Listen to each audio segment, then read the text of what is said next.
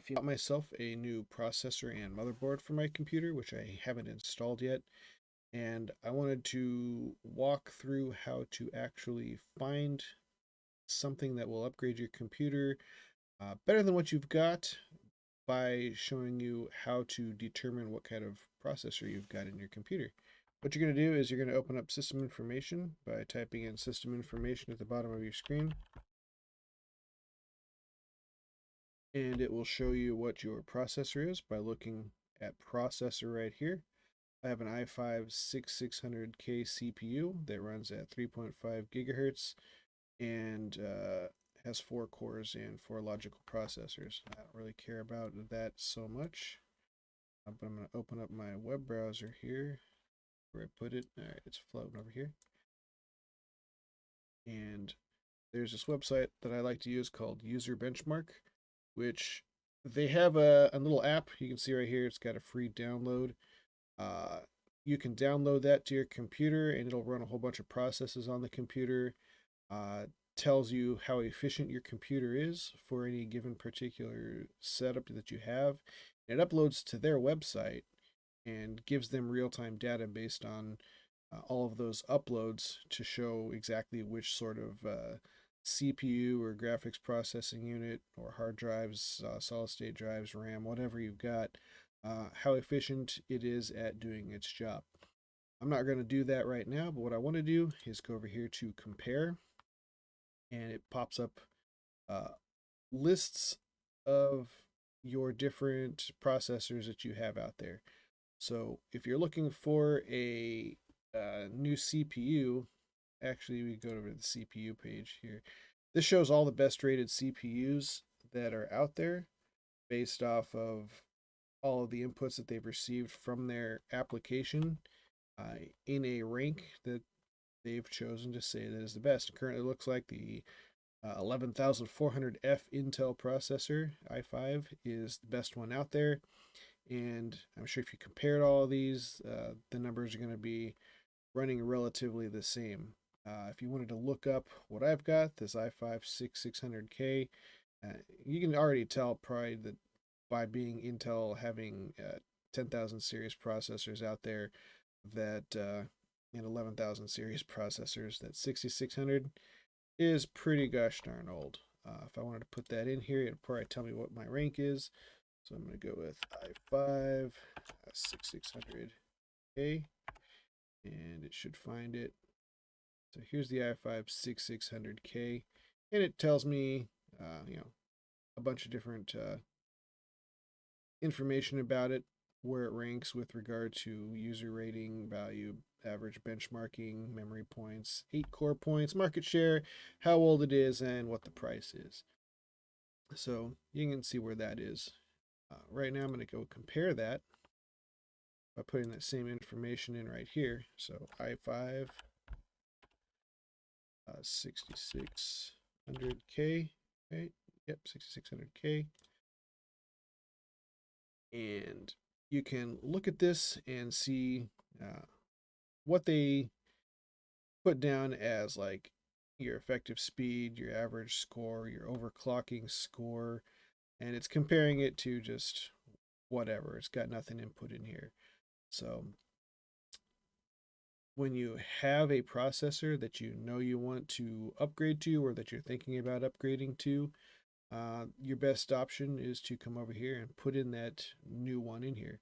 So we can see that it provides you a few different options that you can ready click and choose. So I'm just going to pick one, 11400, and you can see that right now it's showing that this is 25% faster. It's got almost a 50% score average higher than the one I've currently got. It's got 31% overclocking score, so you can overclock it to be much faster than if I were to overclock my current processor. It's a little bit more of a value to have my current processor. Sorry, it's a little bit more of a value to have the i5. It's very nice to have, and it gives you little blurbs right here. It's more recent. It came out a month ago versus almost 70 months ago, which is several years. It's more energy efficient, higher core count, faster overclocking, and all that goes along with it. And then it gives you like a brief little rundown of what's good and what's bad about it. And if you compare the average benchmark of 99.2% to this average benchmark of 79.6%, you can probably tell that I would be getting a much better upgrade by going with an i5 11400F series processor. I'm a simple person. I just go to the store and see whatever's there and buy it. And I didn't have very many options because everything is pretty much sold out. There was an Intel processor there, but I've never really been a super big fan of Intel. I wanted to go with AMD, and the two AMD processors that they had were a Ryzen 7 3700 and a Ryzen 7. I think, what did I get? I'll let you know in a minute. It was a Ryzen 7 5800K. So what I decided to do was I've got my processor in here. I'm going to upgrade this guy over to what I purchased versus what I had options for. So the first I'm going to put in is the Ryzen 7 3700. There's the 3700X. And I've got a 9%, a 32%, a 19%. So in all cases, this is pretty much a better processor for me. It's a little bit more expensive. Ryzen's right now are more expensive than Intel. I knew that going in, but I was willing to pay that additional price, even though I knew I'd have to upgrade my motherboard. If you can see that an Intel processor doesn't use the same socket, it uses a 1151 socket versus an AM4 socket, which means the motherboard has to be different in order to accommodate that, so I had to purchase an additional motherboard for it. What I did get, hey look, it says superseded by the Ryzen 7 5800X. That is actually what I ended up getting, Ryzen 7 5800X. So we're going to plug that one in and see how much of an upgrade I ended up getting here. So this is showing still an effective speed of 25% boost, 54% average score higher, with much faster single core, dual core, quad core speeds, hugely faster octa-core speed, because I don't believe this one had 8 cores. It had 4. So it's going to be faster. It can overclock a lot, which I don't really intend to do. I may play around with it once I get it all installed and working. Value and sentiment. This guy is on the rise, and it's hugely more popular and takes up a higher market share. This processor that I have in here is several years old right now, so it's definitely due for an upgrade. The 5800X is also way more recent, has a higher core count. You can tell it's double and quadruple the amount of threads, so it can process a lot more things faster. It uses a smaller technology for all the manufacturing process that it goes through, which makes everything compact. You can fit more stuff into the same amount of space by about double. It operates faster, and it's just overall way more amazing. Compare that to the 11,400 that we looked at. It's got a reasonably close 99.4% average benchmark, and it talks about a bunch of things here as well. And it does recommend that the 11400F processor we looked at initially would be a better value because it's cheaper, but it was not available at Best Buy when I went to go buy what I wanted to buy. I could have waited, got it off of Newegg or Amazon, and received it in a few days or a week or so, but I wanted it when I wanted it, so I just picked up whatever was at the store. So that's what my decision process was. If you have no idea what's inside of your computer, in order for you to base your current processor and compare it against what you're intending to upgrade is, you can go into your system information and look at what you've got. And once you have that information, if you're buying it from a store, buying a new computer instead of just the parts, you can do the same sort of comparison by going to whichever store you're looking at. I'm just going to pull up something on Amazon.